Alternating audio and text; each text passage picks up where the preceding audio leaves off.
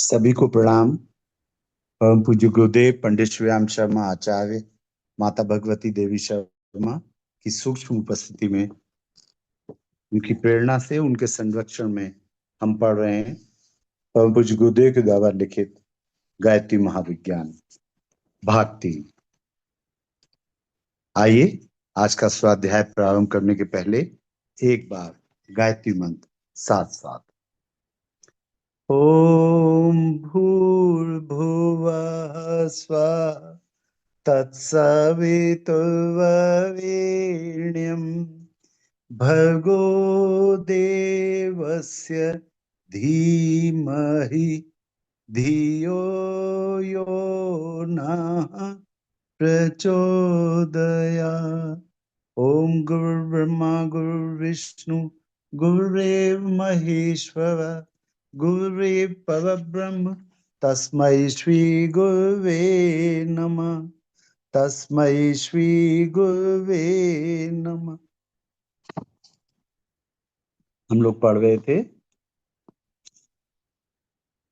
कि इस प्रकार जो मनुष्य ब्रह्म ज्ञान को प्राप्त कर लेता है, वह इस अन्नमय कोश को पार कर, इस प्राणमय कोश को पार कर, इस मनोमय कोश को पार कर, इस विज्ञानमय कोश को पार कर, इस आनंदमय कोश को पार कर इच्छानुसार भोग वाला और इच्छानुसार रूप वाला हो जाता है और इन सब लोकों में विचरता हुआ इस साम का गायन करता रहता है। साम अर्थात सामवेद। एक आप लोगों के मन में ये इच्छा होती होगी कि ये जो पंचकोश हैं, इनका 3 शरीरों से कैसे तादाद में बैठाया जाता है। तो गुरुदेव लिखते हैं कि स्थूल शरीर में अन्नमय और प्राणमय कोश आते हैं। स्थूल शरीर में अन्नमय और प्राणमय कोश आते हैं। पंच तत्वों का शरीर जो बना है और जो 5 महाप्राण हैं जिनसे प्राणमय कोश बना है, इनसे स्थूल शरीर बनता है। सूक्ष्म शरीर में मनोमय कोश और विज्ञानमय कोश आते हैं। इन दोनों को चेतन मस्तिष्क और अचेतन मानस कह सकते हैं। चेतन मन और अचेतन मन, इनको मनोमय कोश और विज्ञानमय कोश कह सकते हैं। और कारण शरीर में आनंदमय कोश आता है। तो ये बात हम लोगों को क्लियर हो जानी चाहिए, क्योंकि कई बार 3 शरीर वाली स्थिति हम लोगों में से सबको अब तक क्लियर हो चुकी होगी, जो लोग स्वाध्याय से जुड़े हैं। और जो लोग जरा सा भी गायत्री महाविज्ञान का अध्ययन करते होंगे तो उन्हें 3 शरीर वाली स्थिति पता चल गई होगी। तो स्थूल शरीर में अन्नमय कोश और प्राणमय कोश, सूक्ष्म शरीर में मनोमय कोश और विज्ञानमय कोश, और कारण शरीर में आनंदमय कोश। पर एक कंफ्यूजन है कि प्राण की जो मतलब जैसे कि जो हमारी नाड़ियां होती हैं हाँ हाँ जिसमें प्राण बहता है, हाँ, तो वो सूक्ष्म सूक्ष्म शरीर। शरीर में होती हैं। हाँ। तो ये ये जो गुरुदेव ने लिखा है, इसमें ये जो प्राणमय कोश है, ये जो स्थूल शरीर लिखा है गुरुदेव ने, स्थूल शरीर जो फिजिकल बॉडी है, इसमें एक्चुअली अन्नमय कोश भी नहीं है। आगे हम्म। ये क्लियर हो जाएगा, क्योंकि जो मरने के बाद ये जो जला दिया जाता है फिजिकल बॉडी, तो अन्नमय कोश इसमें नहीं जाता है ना। इसलिए क्योंकि जो भूत प्रेत हैं या भूत पिशाच हैं, उनमें भी खाना खाने की इच्छा बनी रहती है, उनमें भी भोगों को भोगने की इच्छा बनी रहती है। तो वो अब उनके पास स्थूल शरीर नहीं है, तो स्थूल शरीर किसी अन्य का इस्तेमाल करते हैं। और किसका इस्तेमाल करते हैं? जिनके पास आत्मबल नहीं होता, जो डरते हैं भूतों से, उनके स्थूल शरीर में से मरने के बाद हमारा क्या होता है, अगर इस पुस्तक का स्वाध्याय किया है आप में से किसी ने भी, तो उनको उनको बिल्कुल क्लियर होगा। उसमें लास्ट में गुरुदेव ने एक चैप्टर दिया है, भूत प्रेत क्या होते हैं। तो भूत प्रेत जो हैं वो अतृप्त आत्माएं हैं, जो अपनी इच्छाओं की पूर्ति करने के लिए हीन आत्मबल वाले लोगों का चुनाव करती हैं। जो लोग डरपोक हैं, डरते हैं। एक पर आपने कहा भूत ना कि अन्नमय कोश और वो स्थूल शरीर से में आते हैं। में आते हैं। हाँ। हाँ, ये कई कई जगह पे ये मैंने जो बोला, ये गायत्री की पंचकोशी साधना अध्याय 2 19वें पेज पे लिखा हुआ है क्लियरली। मैं जो कुछ भी बोल रहा हूँ वो इसी से बोल रहा हूँ, नहीं, लेकिन वो पढ़ा इस मैंने भी है पर मुझे उसकी क्लैरिटी नहीं हुई। हाँ, ये क्लैरिटी अभी धीरे, अगर इसके बारे में हम जाएंगे तो बहुत डिटेल में समझना पड़ेगा। जैसे गुरुदेव ने इसी में आगे लिखा हुआ है कि विज्ञान की भाषा में अगर बात करें, मतलब साइंस की लैंग्वेज में बात करें, थोड़ा इंग्लिश के वर्ड्स लाएंगे, तो अन्नमय कोश को मैटर कहेंगे, प्राणमय कोश को सेल कहेंगे, मनोमय कोश को माइंड कहेंगे, विज्ञानमय कोश को पर्सनैलिटी कहेंगे, आनंदमय कोश को इंट्यूशन कहेंगे। अगर अभी इसमें और भी अगर कुछ समझने का है तो आप इसे कैसे समझ सकते हैं कि अन्नमय कोश किसे कहते हैं, ये इसको डिस्क्राइब करते हुए गुरुदेव कह रहे हैं कि जो अन्न के रस से उत्पन्न होता है, जो अन्न रस से ही बढ़ता है, और जो अन्न रूप से पृथ्वी में ही लीन हो जाता है, अर्थात मरने के बाद डेड बॉडी या तो जला दी जाती है या गाड़ दी जाती है, तो वो पृथ्वी में ही समा जाता है। तो अन्न के रस से उत्पन्न होता है, अन्न के रस से बढ़ता है, और अन्न के रूप में पृथ्वी में ही मिल जाता है।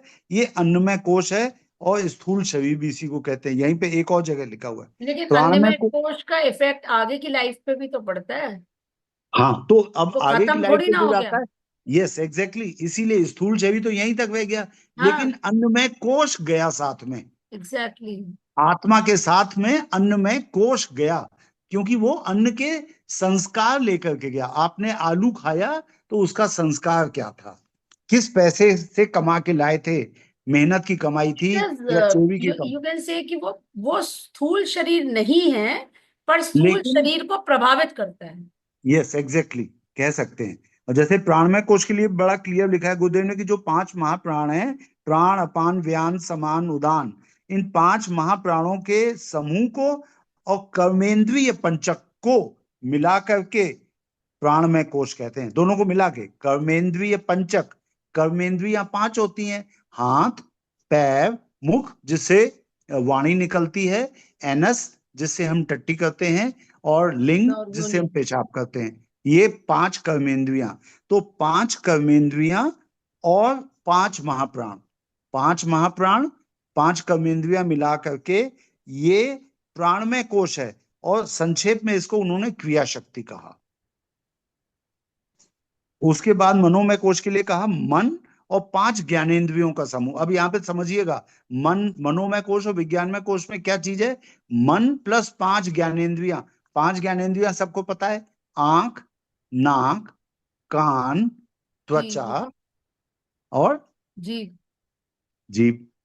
ये जो 5 ज्ञानेंद्रियां हैं मन के साथ मिलकर के ये मनोमय कोश बनाती हैं, इसे इच्छा शक्ति कहते हैं। लेकिन यही 5 ज्ञानेंद्रियां बुद्धि के साथ मिलकर के विज्ञानमय कोश बनाती हैं, और इसे ज्ञान शक्ति कहते हैं।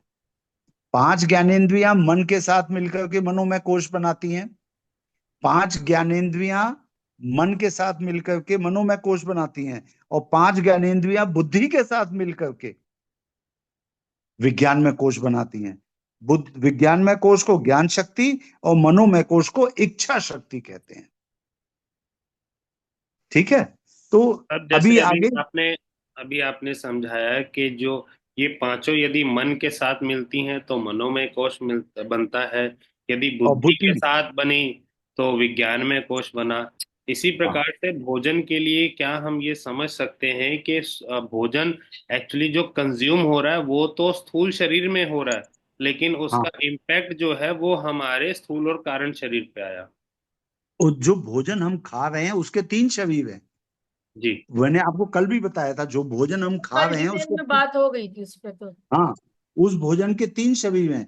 जो उसका स्थूल शरीर है वो हमें जीभ को स्वाद देता है, पेट में भाव आता है, जीभ को स्वाद। जैसे आपने कोई चीज खाई चटपटी सी, तो कहा जीभ को बड़ी अच्छी लगी, तो जीभ को स्वाद मिला। और जैसे आपने आधा किलो आलू की सब्जी खा ली तो पेट में भाव आ गया। तो ये जो जीभ को स्वाद और भाव है, ये उस सब्जी का स्थूल शरीर है। उस सब्जी का जो सूक्ष्म शरीर है उसमें गुण है ना। गुण का मतलब कि वो सतोगुणी है, रजोगुणी है या तमोगुणी है, और उसका प्रभाव। जैसे आपने जाड़े के दिनों में संतरे का रस पी लिया, जाड़े के दिनों में आपने शरबत पी लिया तो आपको जुकाम हो जाएगा, तो ये उसका प्रभाव है। और गुण क्या है, जैसे जौ जौ है तो सतोगुणी, और राजमा है तो रजोगुणी, और शराब, मांस, मछली, अंडा ये तमोगुणी। तो ये जो उसका सूक्ष्म शरीर है, और कारण शरीर जो है संस्कार वाला, वो जाएगा आपके अन्नमय कोश में। ठीक है, ठीक है ओम भैया। जी प्रभु, बिल्कुल। तो आगे हम लोग पढ़ते हैं। इस प्रकार जो मनुष्य ब्रह्म ज्ञान को प्राप्त, वो हो गया। जीवन इसलिए है कि ब्रह्म रूपी आनंद को प्राप्त किया जाए। जीवन इसलिए है कि ब्रह्म रूपी आनंद को प्राप्त किया जाए, ना कि इसलिए कि पग पग पर अभाग्य, दुख, दारिद्र्य और दुर्भाग्य का अनुभव किया जाए। जीवन को लोग सांसारिक सुविधाओं के संचय में लगाते हैं, पर उनके भोगने से पूर्व ही ऐसी समस्याएं उठ खड़ी होती हैं कि वह अभिलाषित सुख जब प्राप्त होता है तो उसमें कुछ सुख नहीं रह जाता। सारा प्रयत्न मृग तृष्णावत व्यर्थ गया मालूम है। जैसे पूरा जीवन पैसा कमाने में लगा दिया, अब जब भोग करने का समय आया तो पता लगा ना शरीर चल पक सकता है। जब पैसे हैं हवाई जहाज की टिकट खरीदने के, तब हार्ट की प्रॉब्लम आ गई है, साहब हवाई जहाज में बैठेंगे तो डर लगता है। और या पहाड़ पे घूमने जाने का बड़ा मन था, कमा करके जब पैसे इकट्ठे किए तब तक शरीर 60 साल का हो गया, अब चला नहीं जाता, घूम के क्या करेंगे। तो सारा जीवन तो हमने दुर्भाग्य को सहते, दुख दारिद्र को सहते बिता दिया, और फिर सांसारिक सुविधाओं के संचय में लगते गए, पर उसके भोगने के पूर्व ही ऐसी समस्याएं उठ खड़ी होती हैं कि अभिलाषित सुख जब प्राप्त होता है तो उसमें कुछ सुख नहीं रह जाता। सारा प्रयत्न मृग तृष्णावत व्यर्थ गया मालूम देता है। संसार के पदार्थों में जितना सुख है उससे अधिक गुना सुख आत्मिक उन्नति में है। स्वस्थ पंचकोशों से संपन्न आत्मा जब अपने वास्तविक स्वरूप में पहुंचता है तो उसे अनिर्वचनीय आनंद प्राप्त होता है। यह अनुभव होता है कि ब्राह्मी स्थिति का क्या मूल्य और क्या महत्व है। संसार में क्षुद्र सुखों की अपेक्षा असंख्य गुणे सुख आत्मानंद के लिए अधिकतम त्याग एवं तप करने में किसी प्रकार का संकोच क्यों हो। विज्ञ पुरुष ऐसा करते भी हैं। तैत्तिरीय उपनिषद की भृगुवल्ली में आनंद की मीमांसा करते हुए कहा गया है कि कोई मनुष्य यदि पूर्ण स्वस्थ हो, उसे कोई बीमारी ना हो, सुशिक्षित हो, खूब पढ़ा लिखा हो, गुणवान हो, सामर्थ्यवान हो, सौभाग्यवान हो, समस्त संसार की धन संपत्ति का स्वामी हो, तो उसे जो आनंद हो सकता है उसे एक मानुषी आनंद कहते हैं। मनुष्य के भाग्य में जो आनंद है उसकी व्याख्या की है।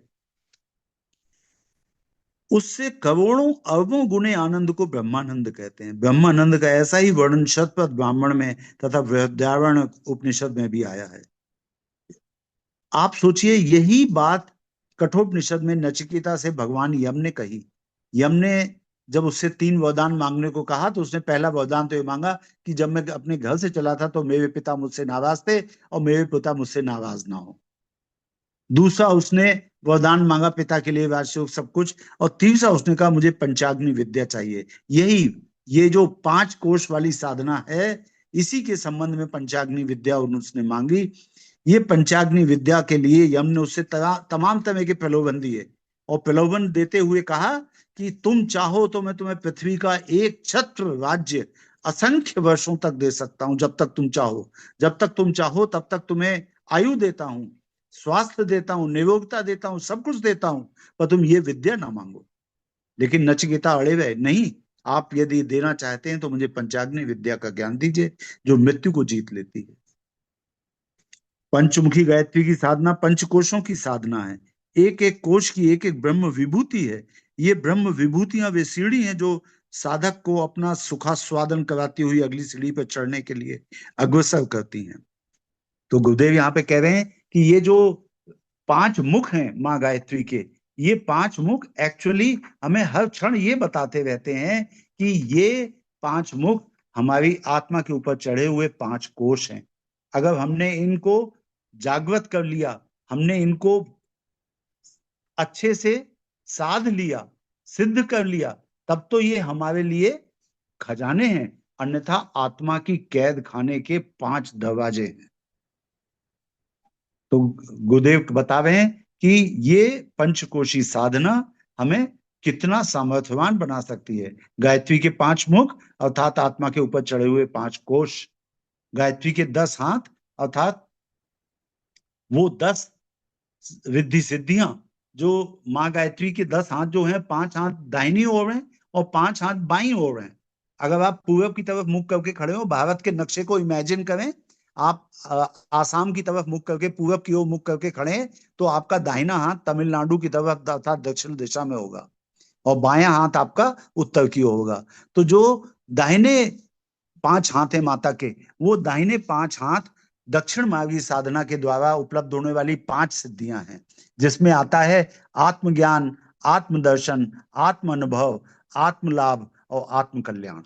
दाहिने हाथ की तरफ माँ के जो 5 हाथ हैं, वो आत्मिक उत्थान की 5 सीढ़ियां हैं, चेतना के उत्थान की 5 सीढ़ियां हैं। आत्मज्ञान, आत्मदर्शन, आत्म अनुभव, आत्मलाभ और आत्म कल्याण। माँ के बाईं तरफ के जो 5 हाथ हैं, वो 5 हाथ जो लाभ देते हैं, उसमें आता है निरोगिता, समृद्धि, विद्या, कौशल, मैत्री। ये 10 हमारे जो रिद्धि सिद्धियां हैं, ये हमें जीवन को एक नए तरह से समझने का अनुभव देंगी। जैसे आत्मज्ञान में आपने अगर ये एक लाइन अगर समझ लें, आत्मज्ञान क्या है? आत्मज्ञान अगर आपने ये जान लिया कि ये जो शरीर है मेरा, ये आत्मा नहीं है, आत्मा इससे भिन्न है।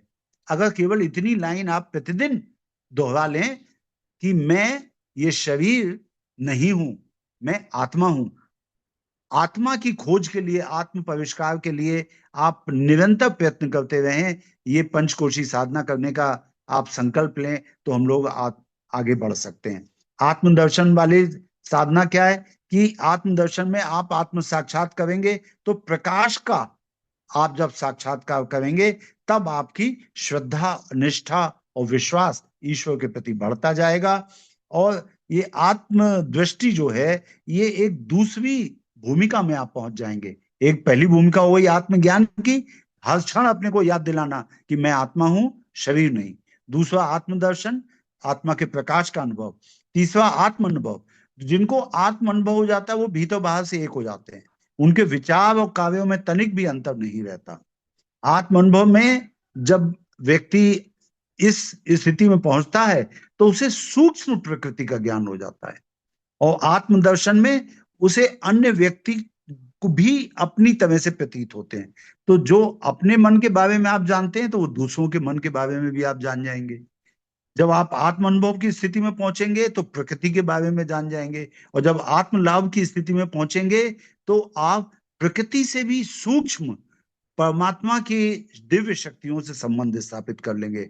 और आत्म कल्याण का मतलब जीवन मुक्ति, मोक्ष, सहज समाधि, कैवल्य, अक्षय आनंद, ब्रह्म निर्वाण, ऐसी परमहंस वाली स्थिति हो जाएगी कि आप साक्षात ईश्वर हो गए, ईश्वर के बराबर हो गए, समतुल्य हो गए। तो ये 5 माँ के दाहिने हाथ की तरफ जो 5 भुजाएं हैं, उनकी फायदे, और जो 5 सिद्धियां जो बाएं हाथ की ओर हैं, जिसमें स्वास्थ्य की प्राप्ति, निरोगिता, समृद्धि, मैत्री, कौशल और विद्या, ये बाएं हाथ की तरफ। अगर आप लोग कभी ध्यान की अवस्था में जाया करें, छोटे बालक के रूप में अपने को अनुभव करें, माता भगवती देवी शर्मा या माँ गायत्री के स्तन से जो दुग्ध पान करें, तो आप अगर उनके दाहिने स्तन से दुग्ध पान करते हुए अपने को ध्यान करते हैं, तो आपको आत्म साक्षात्कार वाली सिद्धियां प्राप्त होंगी। आप अगर उनके बाएं स्तन से दुग्धपान करेंगे, तो आपको भौतिक जीवन के ये सुख मिलेंगे, जैसे कौशल, मैत्री, विद्या, निरोगिता इत्यादि। तो ध्यान में आप एक ऐसा ध्यान किया करें कि हम जब भी माँ के स्तन से लगें, तो जो आपको अभीष्ट हो, उस स्तन से आप माँ का दुग्धपान किया करें।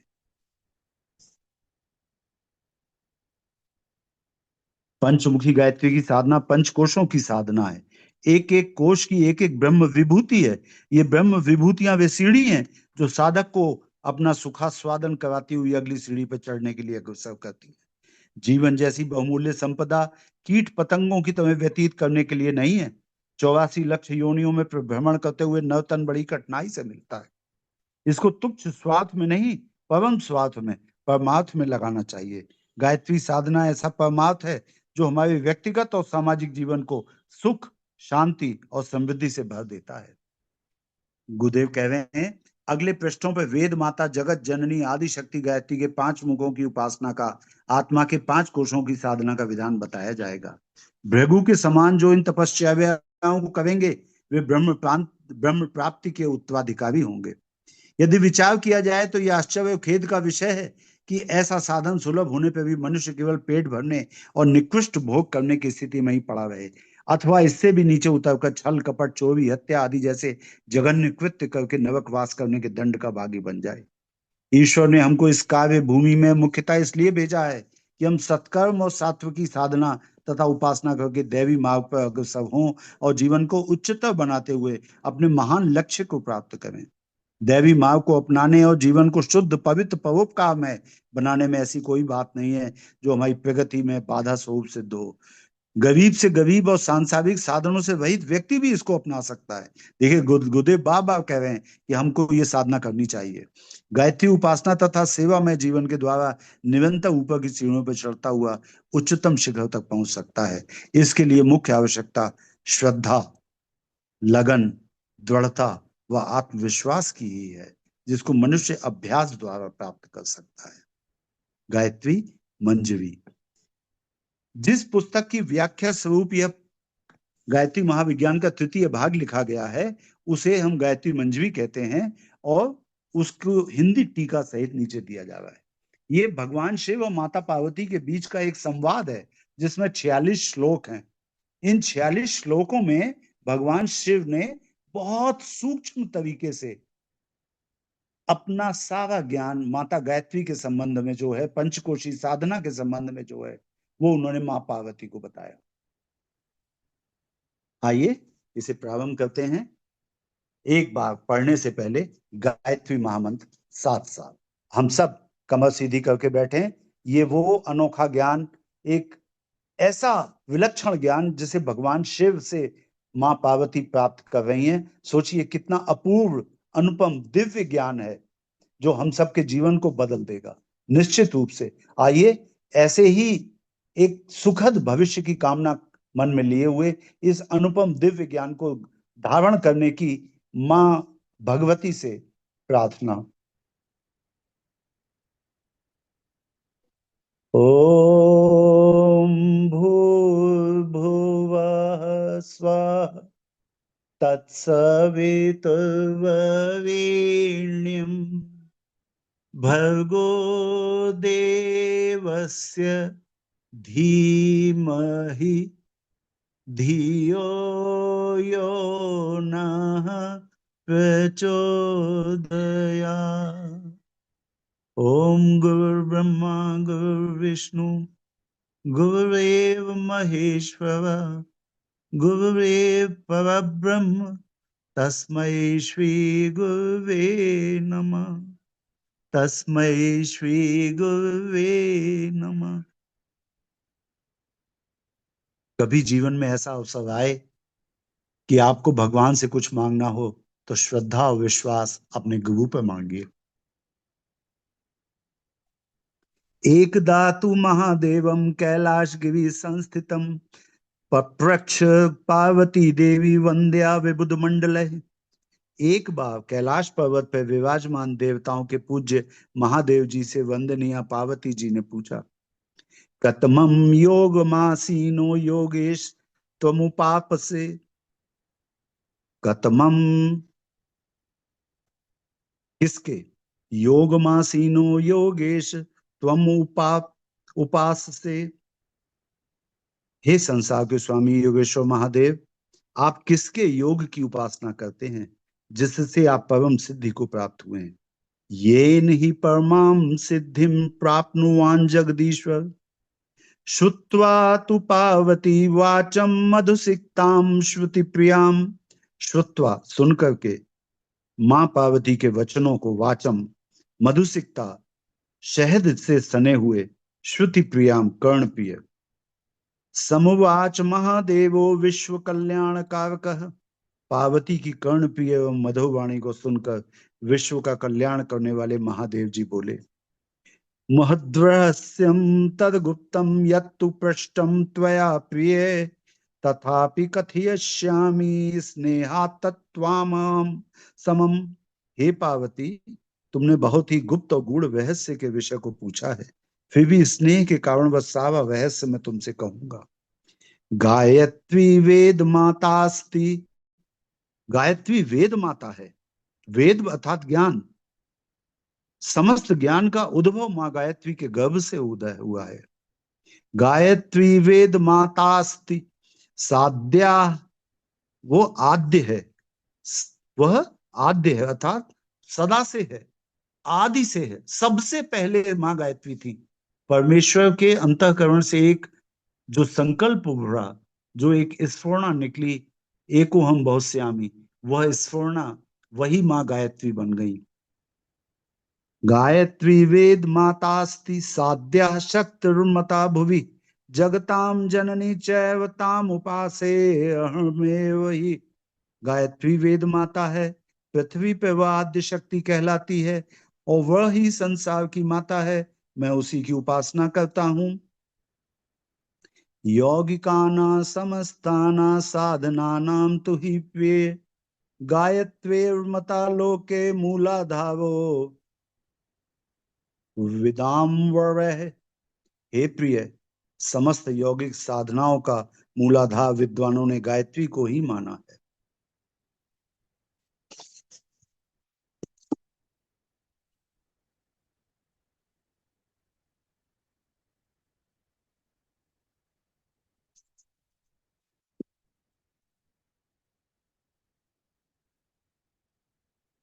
अति रहस्यमयी एषा गायत्री तु दशभुजा, लोके अतिराजते पंच धावयन्ति मुखानि तु। 10 भुजाओं वाली अत्यंत रहस्यमयी यह गायत्री संसार में 5 मुखों को धारण करती हुई अत्यंत शोभित होती है। अतिगूढ़ानि संश्रुत्य वचनानि शिवस्य च, अति संवृद्ध जिज्ञासा शिव मुचे तु पार्वती। शिव की अत्यंत गूढ़ वचनों को सुनकर अतिशय जिज्ञासा वाली पार्वती ने शिव से पूछा, पंचास्य 10 बाहुना में तेषां प्राणवल्लभ, कृत्वा कृपाम कृपालो त्वं किम रहस्यम तुम्हें वद। हे प्राणवल्लभ, हे कृपालु, कृपा करके इन 5 मुख और 10 भुजाओं का रहस्य मुझे बतलाइए। श्रुत्वा, सुन करके, त्वेत महादेव पार्वती वचनम मृदु, तस्याः शंकां पाकुर्वन् प्रत्युवाच निजाम प्रियाम। पार्वती के इन कोमल वचनों को सुनकर महादेव जी पार्वती जी की शंका का समाधान करते हुए बोले, गायत्र्यास्तु महाशक्तिर्विद्यते या हि भूतले, अनन्य भावतो ह्यस्मिन्नोत प्रोतो अस्ति चात्मनि। पृथ्वी पर गायत्री की जो महान शक्ति है, वह इस आत्मा में अनंत भाव से ओतप्रोत हो रही है। विभर्ति पंचावरणान जीवः कोशास्तु ते मतः। जीव 5 आवरणों को धारण करता है, वे ही कोश कहलाते हैं। विभर्ति पंच आवरणान जीवः कोशास्तु ते मतः, मुखानि पंच गायस्त्वयास्तानेव वेद पार्वती। हे पार्वती, उन्हीं को गायत्री के 5 मुख कहते हैं। विज्ञानमयान्नमय प्राणमय मनोमया तथानंदमयश्चैव पंचकोशः प्रकीर्तिताः। अन्नमय, प्राणमय, मनोमय, विज्ञानमय और आनंदमय, ये 5 कोश कहलाते हैं। ऐश्वर्य कोश कोशेषु प्रणनंता विद्धि सिद्ध्या, गुप्ता असाध्य या जीवो धन्यत्वमधिगच्छति। इन्हीं कोश रूप भंडारों में अनंत विद्धि सिद्धियां छिपी हुई हैं, जिन्हें पाकर जीव धन्य हो जाता है। यस्तु योगीश्वरो होतान पंचकोशान वेदते। जो योगी इन 5 कोशों को वेदता है, यस्तु योगीश्वरो रेतान पंचकोशान्नु वेदते, स भवसागरं तीर्त्वा बंधनेभ्यो विमुच्यते। स भवसागरम तीर्त्वा, जो योगी इन 5 कोशों को वेदता है, वह भवसागर को पाकर बंधनों से छूट जाता है। गुप्तम रहस्यमे तेषां कोशाणां यो गच्छति परमां गतिमाप्नोति स एव नात्व संशयः। जो इन कोशों के गुप्त रहस्य को जानता है वह निश्चय ही परम गति को प्राप्त करता है।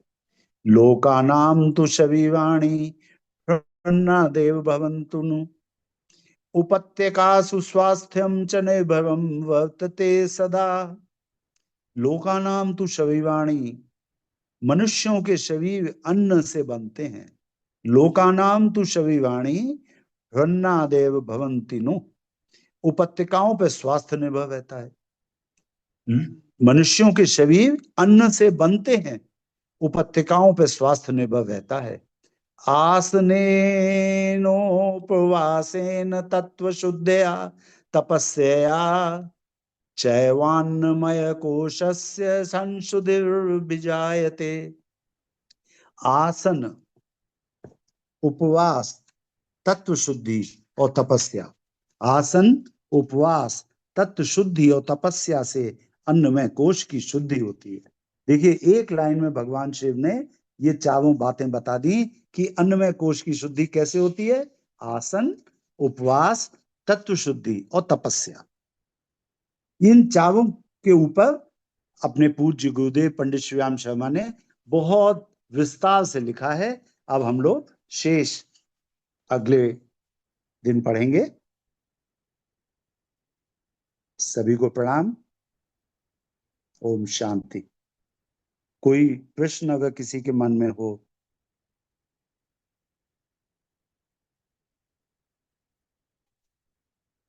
भैया, किसी के मन में कोई प्रश्न हो?